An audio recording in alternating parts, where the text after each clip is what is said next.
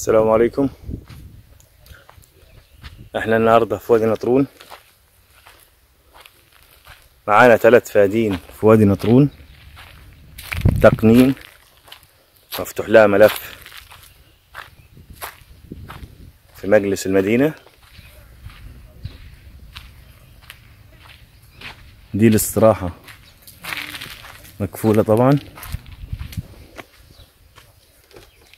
صاحبها قافلها، فيها عداد كهرباء حكومي. دي الشوحة،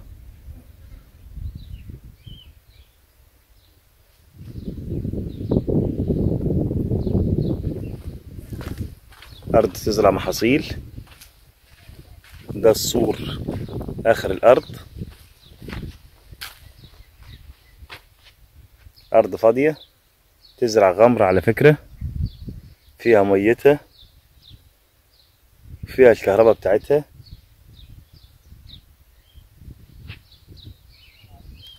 الطاقة الشمسية دي بتاعت الجار. أرض مطلوب فيها الفدان الواحد 250,000، مطلوب الفدان الواحد 250,000. وتقنين للدولة مطلوب 100,000 للفدان. الأرض في وادي نطرون بينه وبين الأسفلت الفرعي حوالي 500 متر بالظبط. جنبك جميع الخدمات متاحة جنب الأرض. الأرض جنب البيوت المقدسة. طبعا الأسعار هنا معروفة الأسعار هنا.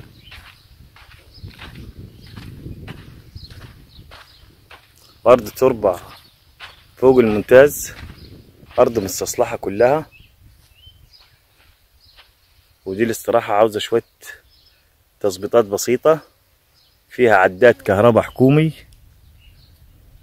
رسمي، بتجيلك فاتورة بتاعته كل شهر.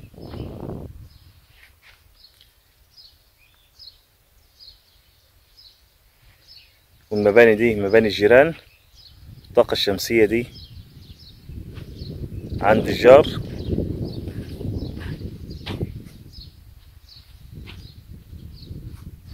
طبعا الكهرباء هنا بتشغل 2 حصان.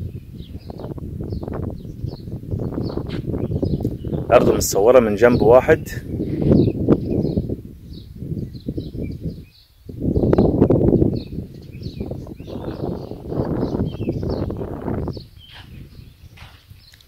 في عندنا فدان و2 و3 موجودين. لو حد عاوز فدان، عاوز 2، عاوز 3، تقنين موجود.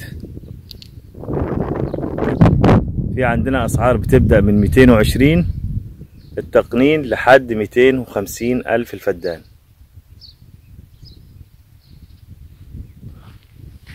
وده مفتوح لها ملف في مجلس المدينة بوادي نطرون،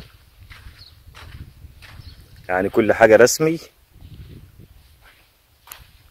أرض مستصلحة ما فيهاش عالي وواطي، كانت بتزرع محاصيل وبتزرع غلة.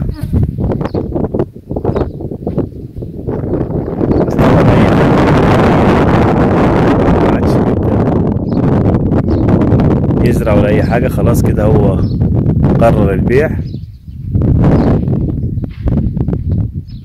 ويا رب الفيديو يكون عجبكم.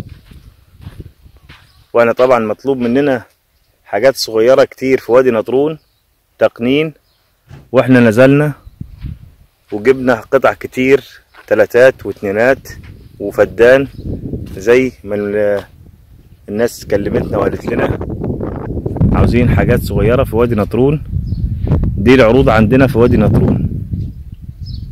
ويا رب الفيديو يكون عجبكم، وكل سنة وانتم طيبين. شكرا.